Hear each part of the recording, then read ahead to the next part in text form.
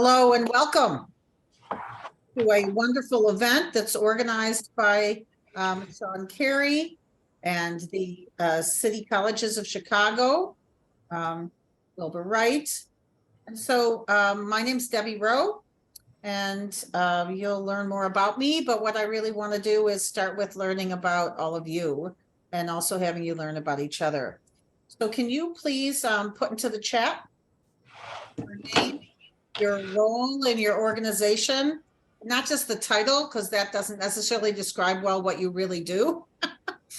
And I know if I asked for a full description, it would take multiple paragraphs, but some summary of that and the organization that you're in. Okay, so if you would do that, that'd be great. And you can learn about each other.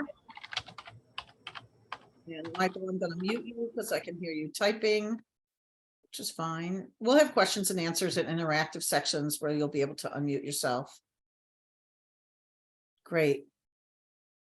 And then take a look at what's in the chat so that you can learn about each other.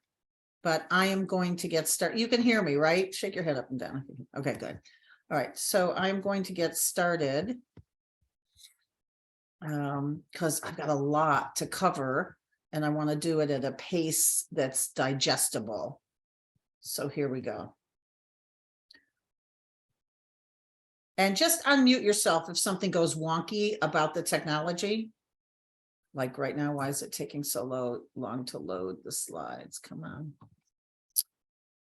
Okay, I'm gonna go in and fix this. Let me figure it out. Give me a second.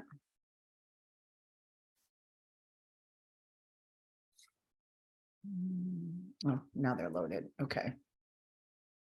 So let me go back. And now we'll share it again. Just took a long time for some reason for it to load up. Let's try that again. And it's taking a long time again, but that's okay. So what we're going to talk about today is the hot topics that are happening in the green economy and how those can be integrated into curricula and other areas of your campuses.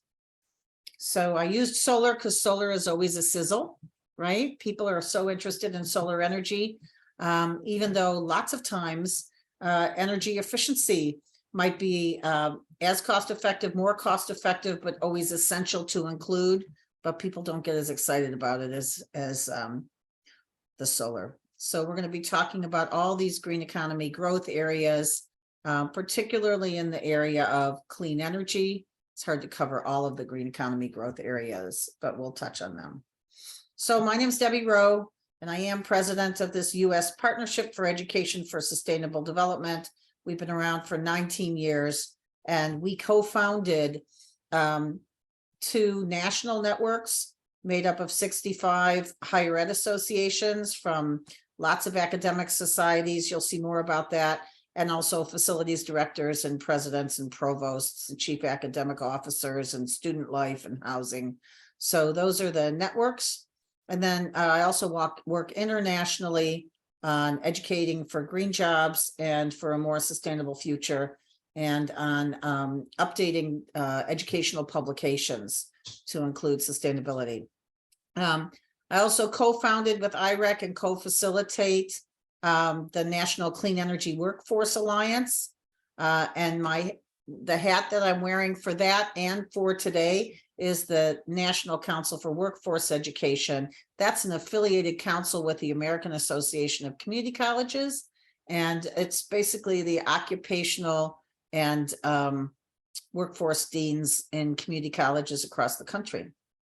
But the Alliance, the National Clean Energy Workforce Alliance, is made up of all sorts of groups. I'll talk about them more later. And if you haven't been a part of our solutions summits, yeah, you really should join in on that, where you can connect with other educators, employers, community-based organizations to get to a more comprehensive set of actions to take actions for not only climate change, but also for a clean energy and a just clean energy transition. So this is my last semester. I'm actually retiring from the college because I'm too busy with all this other stuff, but I've been there for 42 years teaching renewable energies first, and then kind of morphing into sustainable development, and then psychology and business and the applied math, which a lot of us technology instructors do. So let's get started. Our agenda for today. What is sustainable development? What is education for sustainable development and actions for sustainable development? We'll look at the trends that are going on in clean energy, in student learning outcomes, core pedagogies, and change agent skills, which is a really important piece to teach about. And then we're going to do an interactive piece where you're going to actually create course assignments. And if you're not an instructor, you'll pretend you are to create course assignments. I'll talk a little bit about international perspectives and career perspectives and how it affects our teaching, our recruiting, our advising, our careers, and that's in all academic areas. So not just in the occupational or technology areas. And then throughout, we'll talk about the importance of connecting to community. So I've already asked you to introduce yourself into the chat. If you came late, please introduce yourself in the chat, give your name and your role and your organization. And if you want to give more than the title of the role and give a little bit more description, that'd be great. And so now let's get started with the content. So what is sustainable development? So sustainable development, are you guys seeing this? No, you aren't. Okay, that's good. Never mind. Sustainable development is meeting the needs of the present without compromising the ability of future generations to meet their own needs. So it's literally about acting on the planet in such a way that we will be able to live here through the rest of our lives, and future generations will as well. This definition came from over 170 countries who spent a lot of time thinking about what the definition should be, as listed in the Brundtland report in 1987.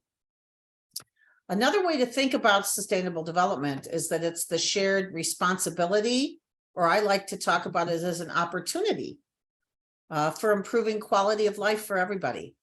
How? Well, economically and socially and environmentally for this generation and for future generations.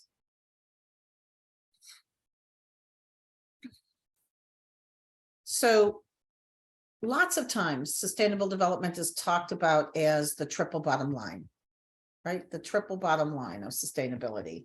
And so it was talked about as building healthier environments, better well-being, and stronger economies. And the intersection of all three of those was the sustainable society. But, you know, we don't do that anymore. We recognize that it's important to flush that out a little bit more. I mean, you can still do it because it's a nice way to conceptualize it at the beginning, but then you want to flush it out. We'll do that as we go along here. So I love this definition. It actually came from one of the World Summits on Education for a Sustainable Society. It enables people to develop the knowledge. We're good at giving knowledge, right? Values. We tend not to talk about that we teach values, but every time you make a decision about what to teach, you are making a value-laden decision. So we could be more explicit about that, right? So enabling people to develop the knowledge, the values, and the skills to participate in decisions. Notice that phrase. This is about taking action. It's not about sitting around and analyzing. It's not about thinking about it. It's about acting, participating in decisions. What decisions? That will improve the quality of life now without damaging the planet for the future. Who needs to know this? Well, if we're going to create a sustainable future, everybody needs to know this. And it's not just for those who are going into careers, but all of us are consumers. What we consume really matters in terms of whether we're going to create a sustainable world or not. How we invest really matters. What we do as community members, even how we vote, it really matters. And so educating all students, many of whom don't go through technical programs, but they go through a lot of other academic areas of our schools and colleges and universities. So we need to be aware of that and educate accordingly. And the skills that are needed to be able to be a sustainable person on the planet, or a person who's acting in a way that promotes a sustainable future. Those same skills are the skills that employers value. So it also does help. And I don't mean that you know how to install solar. That's not what I mean.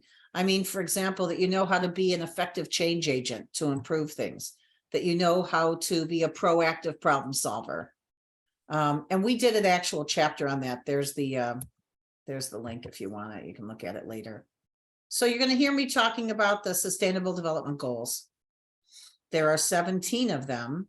So we've now changed from the triple bottom line into being more specific. These are the 17 things that if we did this, we would be creating a sustainable future. And you can click on each one of these. I'll put the links to these in the chat in a little bit, and you're all going to get a copy of these slides, and the links are in the speaker notes. But if you click on any one of these, it gives you a better description. It gives you targets. It gives you updates on how we're doing. And some of these we have progressed on, although the pandemic put us back a little bit, but we are recovering in many areas. And there's things to be proud of what we've accomplished.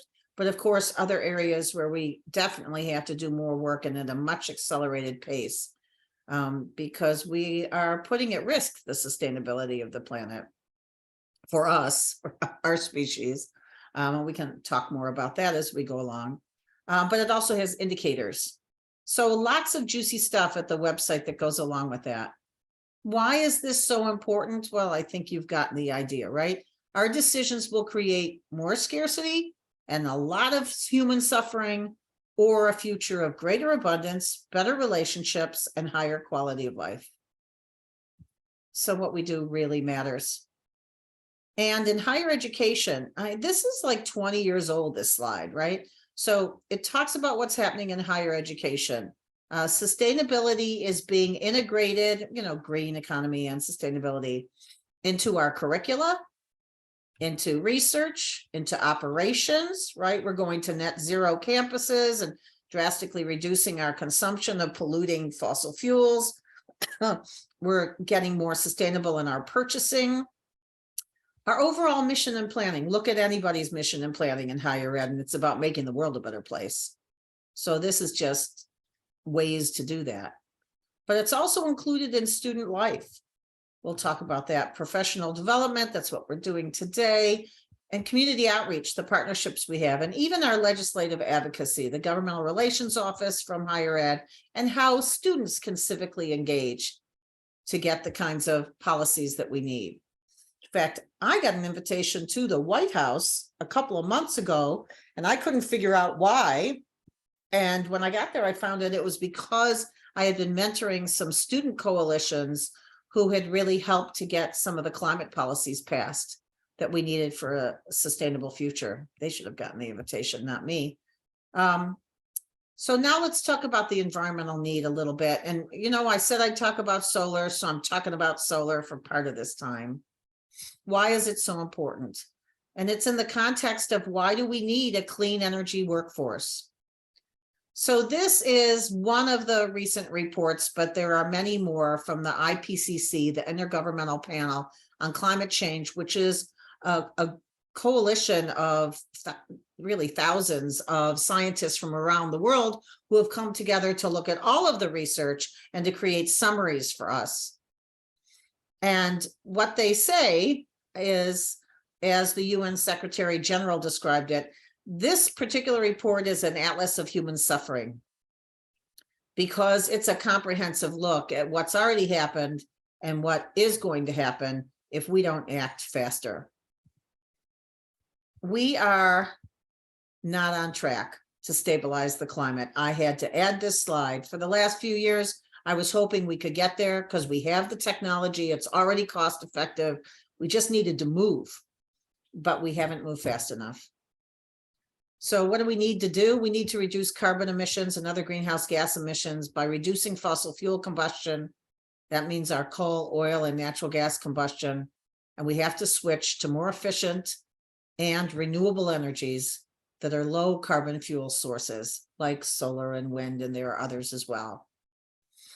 So we have to do this, because the more we do this, the less human suffering there will be, the less economic disruption there will be, but we're not moving fast enough. So we also have to do adaptation. We also have to help communities to survive what they're already seeing. You read the news, right? I hope you do. Damaging, or listen to it, damaging winds, major flooding, severe wildfires, drought and flooding that's causing crop failures, health-related impacts, and economic and environmental disruptions. That's what's going on, and we're going to see more of it. And this is a consensus in scientific societies, that it's our activities. This is not about natural cycles. And, you know, you have students who may still think that it's all a hoax. And so, you know, we're the educators. It's our job to share the facts with them, get them more educated. And it's already affecting all of our pocketbooks, because the US federal government has been paying out all sorts of money in home insurance claims. In 2 years, more than the previous 20 years combined. So if you're worried about fiscal responsibility and the deficit, we've got to get a better handle on this climate change, both the mitigation, reducing it, and the adaptation. This is a study that I often point to, and all it describes, all it looked at from Princeton, is the heat and humidity. Where are the places on the earth where people will no longer be able to go outside? Because the heat and humidity will be so high that their bodies will shut down. And when you add up the numbers, it's over 3 billion lives. And while 80% of the planet's population have already been impacted by climate change, I want you to imagine a world where 3 billion people become climate migrants, climate refugees. And I'm reading a book right now, actually, about how we can make that climate migration more humane and less of a breakdown of societal structures. That's the kind, you want to do something in sociology, do a work project around that, right? Do an assignment where students get to work on real world projects that help them envision a healthier society, even in a climate unstable world. So this is an interesting slide because it's Illinois impacts, right? Many of you are from Illinois. If you haven't read this New York Times article about what's going to happen to Chicago, and the graphics are amazing on it, I strongly recommend you do and share it. But same things that I had on the list for climate impacts are also hitting Illinois. You've got water supply problems and the flooding issues and the heat and temperature increase issues. There'll be times when people can't do outdoor work, and crop failure, and etc. You know, you've been keeping up, I hope. So at this point, I want to stop. What are you most concerned about regarding climate change and the needed clean energy transition? So if all of you would please put that into the chat. And then maybe one or two could unmute and tell us, what are you most worried about?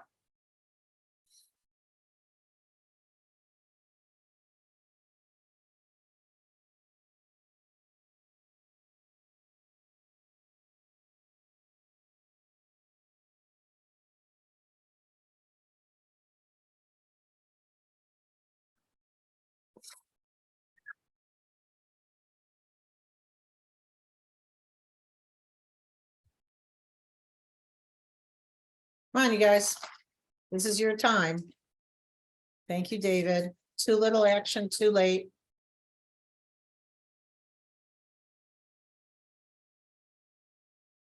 Low-income communities are going to lose out. Yep. And just the lag time it takes to get the changes we need. Oh, Tish, you and I, let's do a book club around this climate migration book, right? Yep. Okay. Yep.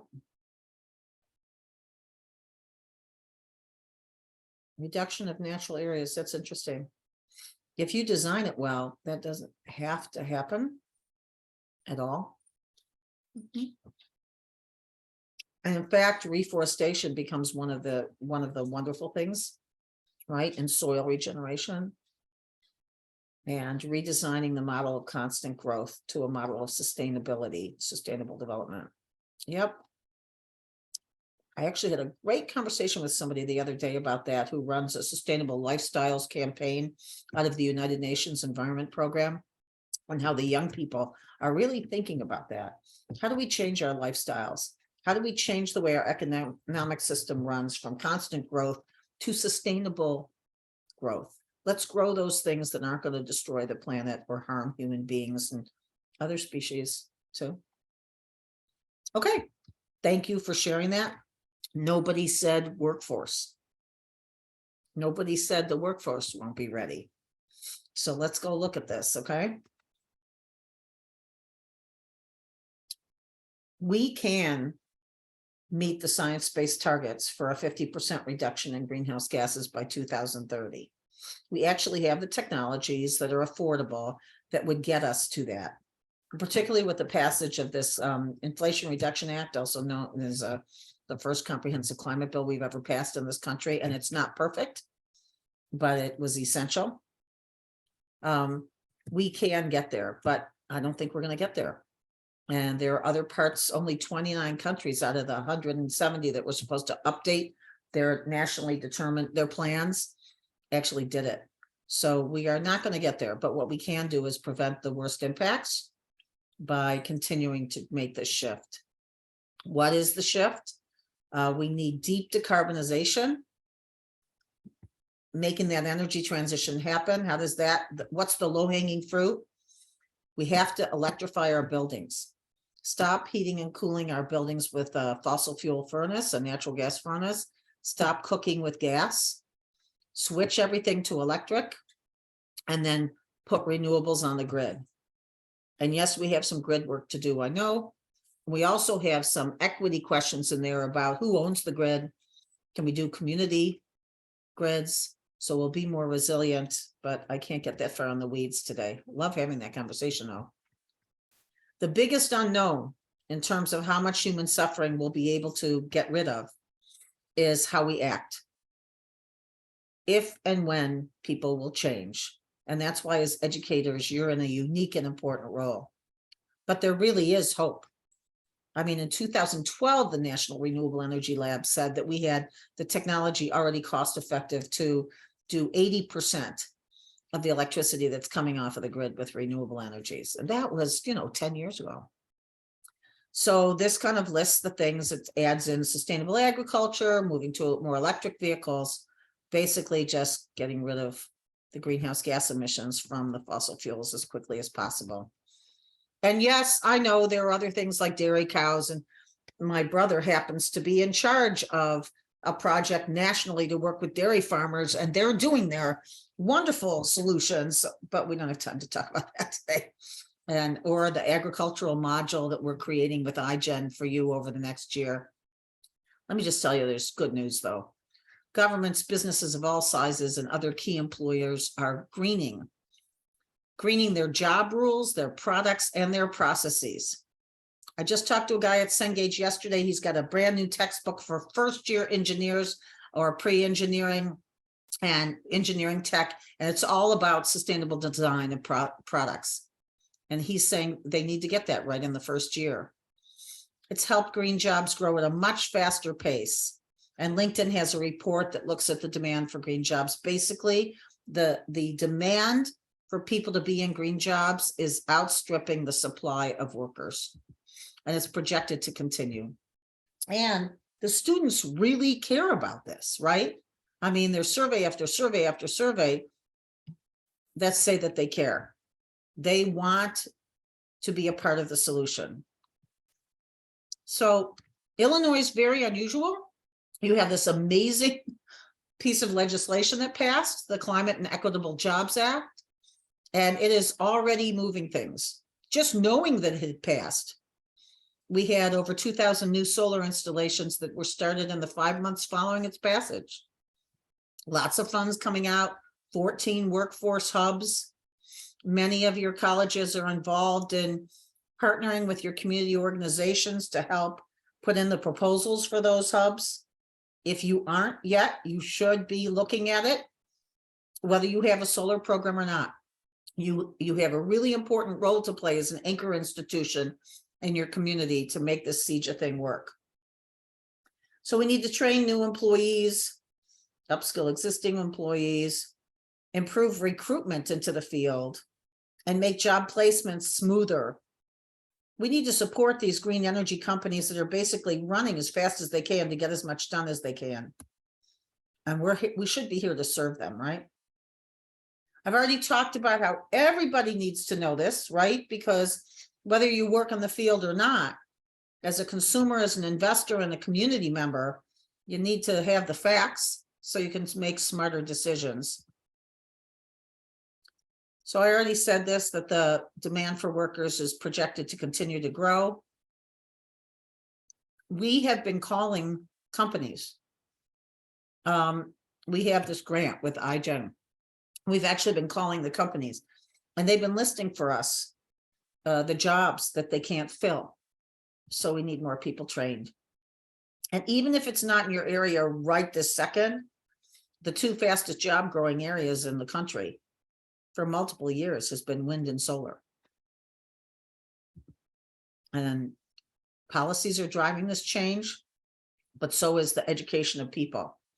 So this IRA bill, the the Inflation Reduction Act, and the bipartisan infrastructure bill, they both have funds for workforce development, but we don't necessarily need the funds. We've just got to get moving on what our jobs are, which is not only to train the technicians, but all the other positions that are in this field. So yes, we need to have updating of curricula in all of these areas, but also to put it into the social sciences, the natural sciences, the humanities, etc., the other things we teach. If you're interested in solar in particular, here's a solar career map that you can click on. It'll show you more about each role and the competencies. But we need improved recruitment, marketing, and career advising for clean energy. You think about it. Energy isn't a discipline. Do you realize that?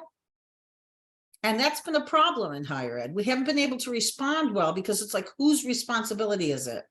So it's just become clear it's all of our responsibilities as deans, as on the student life side of the house, and as instructors, educators, etc., and in the career center and in the advising area. So here are the reasons why it's great to work in this. I can tell you, I owned a solar and energy management firm before I came to the college to start a program, and then helped other colleges around the country start programs, and then infused it into the curricula at community colleges and at places like Penn State, and then internationally. And it's great waking up in the morning and being in this field. You just feel good being part of the solutions. And students are getting real doomed and gloomed about this climate change stuff. So you've got to engage them in the solutions so that they'll feel better. So we created a list. We went to one of the things you can do to help make society better is to be a nudger. I'm a nudger.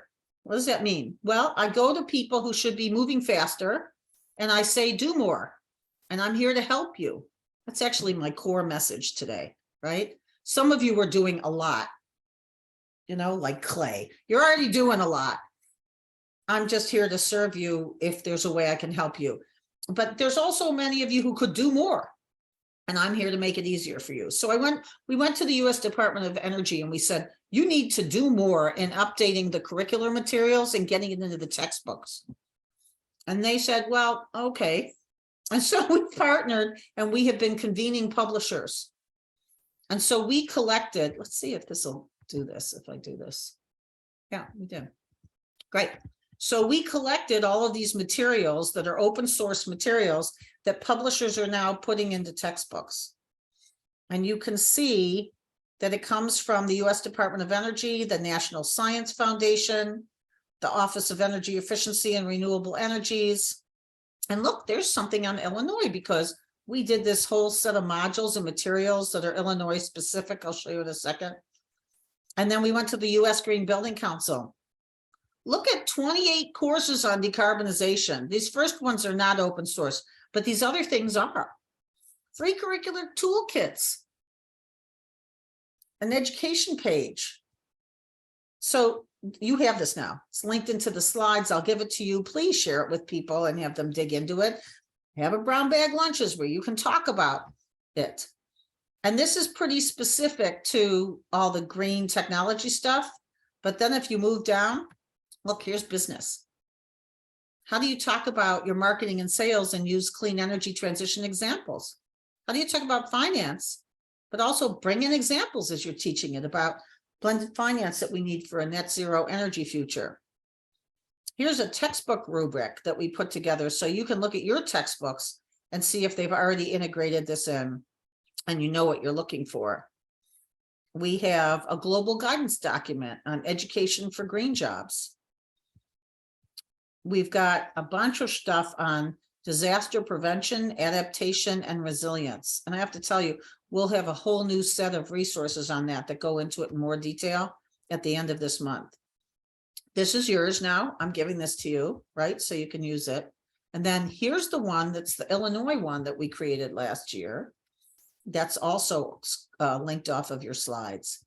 So we have videos. So a quick video on solar, a quick video on air source heat pumps, which is how you electrify your buildings to do heating and cooling without fossil fuels. And then how you weatherize and do building performance and green construction and net zero. So these are the things that we did. We're going to do agricultural modules this year. And we hope all of your faculty who are involved with agriculture will join in. Please tell them and let them know that they can come to the meetings. And there's even stipends for a few of them to work with us. But look at all these links, right?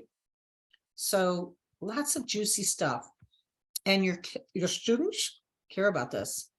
Now, how does that fit into, teaching intro to psych, right? So let's keep going, because every academic area has a unique and important contribution to make to educate for a more sustainable future. Whoa, that's not good. Okay. So here are learning outcomes for all the other academic disciplines. You don't have to necessarily teach the technician stuff at all, but your students should be able to know what sustainability is. They should know how their actions impact sustainability and how to change their daily habits.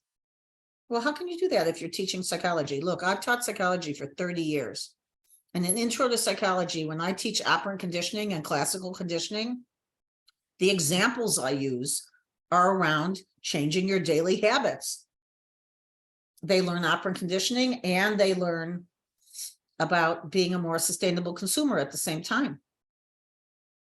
Continuing with the learning outcomes, they should understand systems, how the governmental system interacts with the business sector system, interacts with the nonprofit system, but also the things that we sell and how we sell them and how that interacts with your sense of self and the kinds of goals you set for yourself, systems thinking. They also need to learn change agent skills, how to make change. I'll talk more about that in a minute, and apply those to the campus and the community. So they are engaging in solutions and then be able to apply it globally.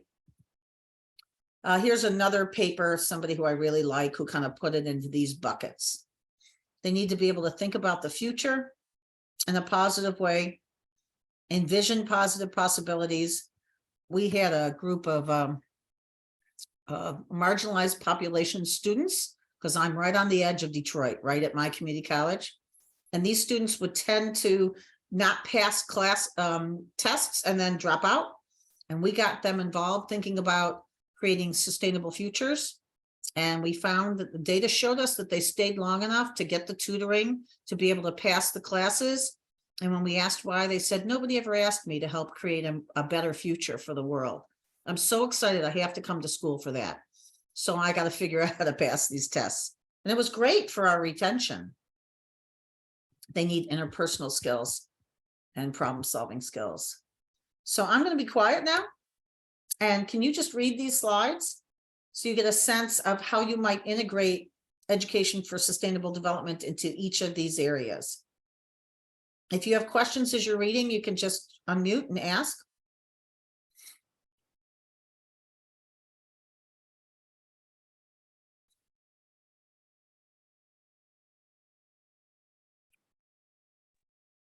I've got a question. Yeah.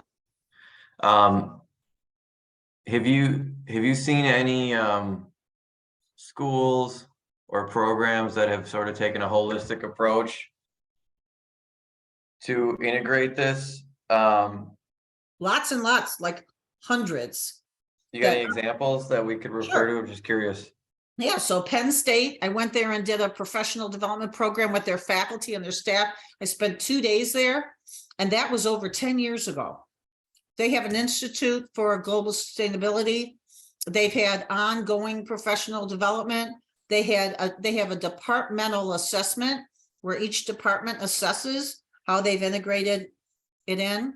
I think the short answer for you, and I'll put it in the chat, is there's an organization called the Association for the Advancement of Sustainability in Higher Education, and it's also known as ASHE.org, and it's got over 11,000 resources in its hub, but you can just sign up for the free bulletin because then each month you get more examples, and lots and lots and lots of examples.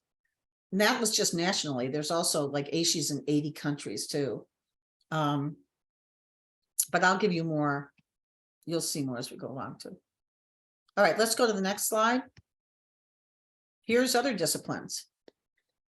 Oh my goodness, political science people, will you please teach people about the difference between communism, socialism, and modified capitalism, please?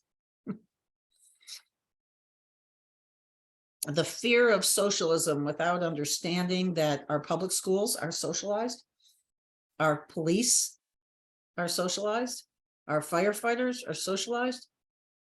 Do we really want all that privatized? Just to clarify terms, that I think that would help our country, right? And reduce polarization. And that's part of teaching sustainability, because you do have to modify capitalism. We know pure capitalism does not work. People have won Nobel Prizes showing that. And every capitalistic system in this world is a modified system. Helping our young people be able, or our students, because like I have, students in their 60s, I shouldn't say all young people, be able to understand how to healthily modify our economic system, and that our economic system is different than our political system. All of that is so important. Okay, did you read this while I was gabbing? These are just some of the many, many examples. I mean, I've given so many workshops on this that I have pages and pages of examples. I just want to mention that sustainable living is really crucial, and modeling a shift to green living. The European Commission, even in the face of being cut off from the oil from Russia and the Ukrainian, because of the Ukrainian war, they are doubling down on the shift to renewables and pushing for sustainable living. You should see what France is doing with that. And we can do that through our student activities and student life. Now, this is one of the networks that I've run for 19 years.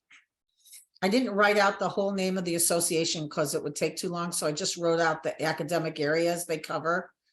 It says over 36. That's interesting. That's an old slide. There's over 45 now.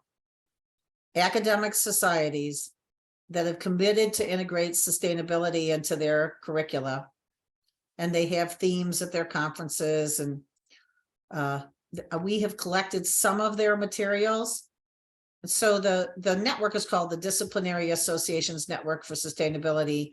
ASHE happens to house it for us, but it's out of my US partnership. And if you click on the resources, you'll see resources to teach this stuff in every discipline, and also some that are interdisciplinary. And here's some resources from the United Nations Environment Program, particularly the Youth and Education Alliance. Here's a great one on the Little Book of Green Nudges to help with lifestyles. Here's the global guidance document that we co-authored with them on educating for green jobs. And there's a whole bunch of other stuff in here.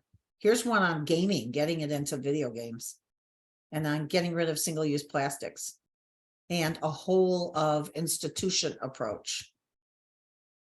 So this is a paper I wrote, I guess it's 20 years ago now, and it was on how we got it into our gen ed core requirements for all degrees.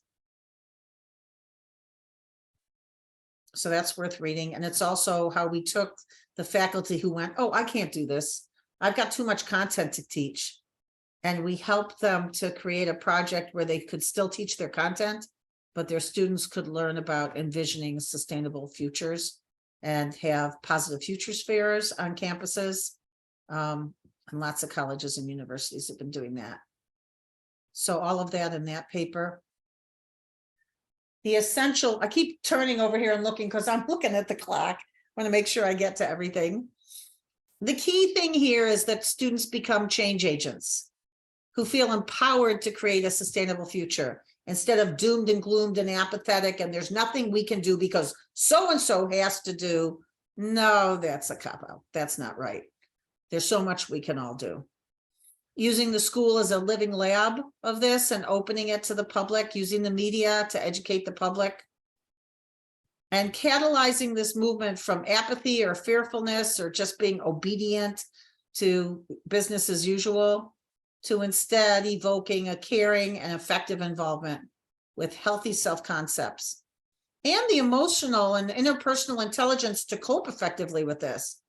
So you can be better at engaging in the solutions. So what are the key skills of being a change agent? I could do a whole presentation on that, and that would be really fun for us. But the key is you learn to look at societal problems, find the solutions, convene the decision makers, and facilitate the changes. And you don't have to be high up in a hierarchy to do that. I could tell you story after story. Here's one. You know, somebody who saw people were starving in Detroit, and because they didn't have an adequate food program for pregnant women and children who were poor. So they went and got extra food from the federal government that was sitting in warehouses. They went to people who owned warehouses that weren't being used and trucking companies that had some excess capacity or were willing to donate, create more capacity, and a nonprofit, and said, okay, let's start a food program. And it's been successful for a couple of decades. That's just one story of so many stories of what change makers do. And once again, we don't want to educate our students to just be able to think and talk, but to be able to do. So that was the example. I can give you a more advanced understanding to share with students. We have a little assessment tool where students can look at the skills and attitudes, because attitudes are a part of it, that they have, and then say, okay, I would need to improve this and I need to improve that. I'm not going to go into this. I don't have time, but those are some other ways to look at how to be an effective change agent. So here's some resources on how to be a change agent. The first one was actually written by young adults. The second one is that global guidance document. And the third one is a virtual international community that you can join where we talk about these things more often. I do want to introduce the word entrepreneurs. We talk a lot about entrepreneurs, but entrepreneurs are the people who can get a job anywhere in any organization and look for possibilities of change and build support and change organizations from within. And that's a skill set that we really need to be teaching ourselves and our young people. So I know you're interested in careers. Here's something that you can go to, and it lists all of these websites where people can find jobs and career information. This is a great website. We got a U.S. Department of Education grant a few years ago, and we worked with the STEM disciplines. So all the STEM disciplines plus psychology, which sometimes considers itself a STEM discipline, right? And so we talk about what are the components of quality assignments. We give examples of learning activities. We have a beginner's handbook, and there's the website. And the self-assessment that students can use and the tools to empower students, it's all on that site. IGEN is an organization that'll work with you to help you engage with your local communities in real world problem solving. They're stunning. I'm glad to know them and be a part of their work. We put together something called Beyond Doom and Gloom Climate Solutions. And we also have these youth coalitions. So explore, have fun. There's a lot of great stuff there. But now let's talk about, it's not just about teaching concepts, but students have to practice being change agents while they're in school, so that when they come out, they have a self-concept of, I can make change in the world. And I've tried some things and some has worked, some have not, but I'm persistent enough that I can learn from what's happened and keep moving forward. So here's some examples. English and graphic arts, creating solar energy education materials for local organizations. Pre-engineering and math, conducting energy audits. I've been doing this in one of my classes for 42 years. We've done energy audits all over the Detroit community. We talked about psychology already, but it can go into any class where you can have projects where students are so excited to come to class because they are making a difference and getting a sense of how they can continue to make a difference as they go on. So once again, I'll send you these slides and you can add your ideas, send them back to me, and I'll put your stuff on future slides for future presentations. But it goes on and on and on and on. And I didn't add them all. Here's the summary because I want to do an interactive exercise. You want to help students. Can you close the door, please, Dennis? You want to help students build a healthy self-concept that includes the knowledge, skills, and intrinsic motivations to change the systems and the societies by being effective change agents and entrepreneurs. And I'm glad to help you more with that. But right now I want to ask you to do something. Take a big idea that you need to teach anyway in your course and a sustainability need that you think might exist in the community. You don't have partners right now in here, but that's okay. Just take a big idea you have to teach in your course and a sustainability idea. See if you can come up with an applied learning activity that includes both. In the future, you can work with community partners, but right now, I'm going to do to you what I do to faculty all over the world now when I do this. You got 5 minutes. You got 4 minutes. Think of something you have to teach in a course anyway. Think of a sustainability concept and come up with a applied learning activity. And then I'm going to ask you to share it. And if you're feeling stuck, you can put into the chat direct to me. I'm stuck, but tell me what academic discipline you teach, okay? So I can give you ideas. And if you're a dean, just pick an academic discipline. Okay, I'll be quiet. 3 minutes.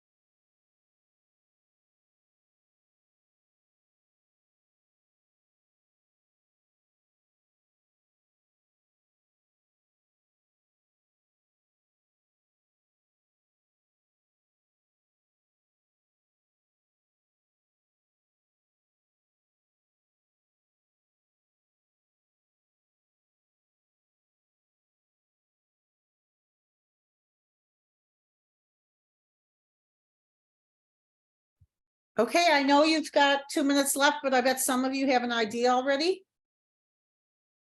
So who wants to go first?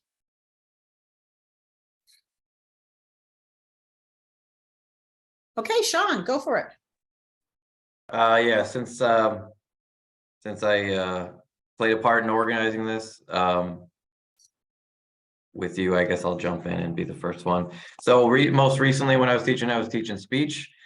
Part of speech class, students have to do a persuasive speech where they have to persuade somebody to do something. I often taught it where we would persuade folks to donate or volunteer their time or donate money to a nonprofit, but I would change it for this assignment and have them, could be a range of things, maybe persuade write a speech that persuades our institution to do something different, maybe install solar panels or switch to some sort of green energy, or maybe remove I don't know, single-use plastic bottles from the vending machines or something like that.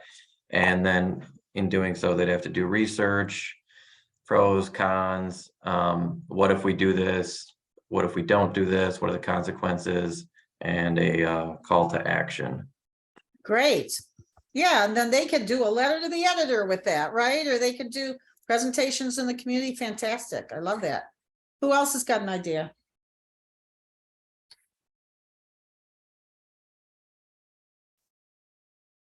I Come on. could share. Yeah, one. go ahead, Billy. Yeah. So similar to Sean, you could do anything. I taught languages, English as a second language and Spanish. So creating like an advertisement or a flyer or something that educates about green energy or reduction of red meats in your diet, or any topic really could be applied. Yeah, that's great. And then who do they give the flyer to? What can they do with it? So it's not just an assignment that gets graded and handed back, but it actually goes out and does something in the world. Do they take it to the elementary schools and hand it out? Do they, put it in some kind of a news, see if they can get the newspaper to use it? So great stuff. Or is there like a community TV station, right? There's always that community access thing. I love it. Okay, let's take one more. Who else has got one? I mean, seriously, if you are stuck, you need to talk to me, right? Because there's every single discipline can do this.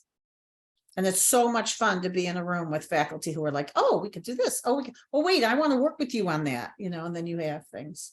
Biology, food insecurity in the community. Genevieve says, work with a local food bank and agricultural extension office to grow food at the school and donate the produce. I love that.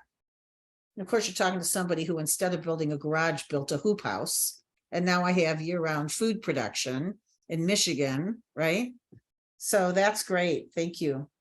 Just start to get the idea, you got an art class, do a public art installation. Yeah, Angela, one more.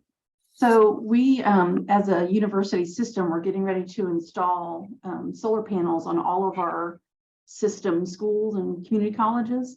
And so it would be kind of cool if our digital media production students would do a video and then kind of talk about the project, what we're doing, why we're doing it, and kind of talk about the cost savings, and then do that as an encouragement to cross over into the community and residential benefit.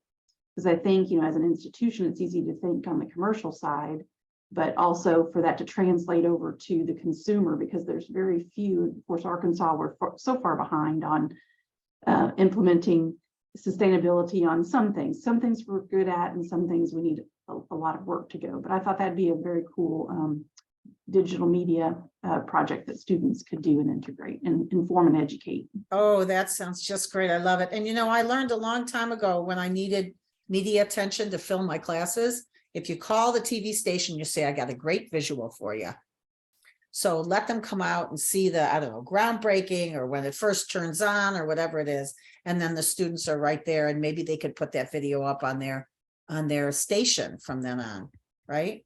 We use the radio to be energy doctors, or sustainability living, reduce your bills and be better for the environment and help grow a better economy. This is great. Okay, you've got the idea. You heard it. That's wonderful. And you could see how it would work in other areas as well. So what I want to do is just finish with a few slides, because I think you can take it and run with it now, which is great. And I'm just here to serve you, right? I'm here to help you. This was the professional development activity that we just worked on. This is taking so long to load. You also, after you do that with the champions, then what you want to do is institutionalize sustainability. You want to institutionalize it across your institution in all these areas: strategic plan, budget, departmental plans with external stakeholders, new employee materials, put it into job descriptions and performance appraisals in those areas where you can.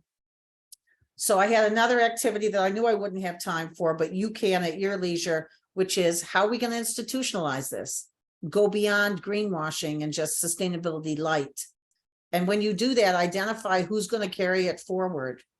We didn't get to today, which makes sense because we couldn't. It's too short of a time period. How we reached out to our communities, our chambers of commerce, our United Ways, and we invited in organizations to show them how they could grow their businesses in a sustainable way by selling and producing green products and services. And then here's a self-assessment tool for a whole of institution approach that came out of a piece that we did.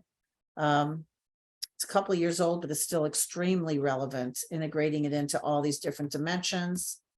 So look, I know you're busy and that you may not know this stuff, but you don't have to know this stuff to make positive change. Just get comfortable with being outside of your comfort zone, make change.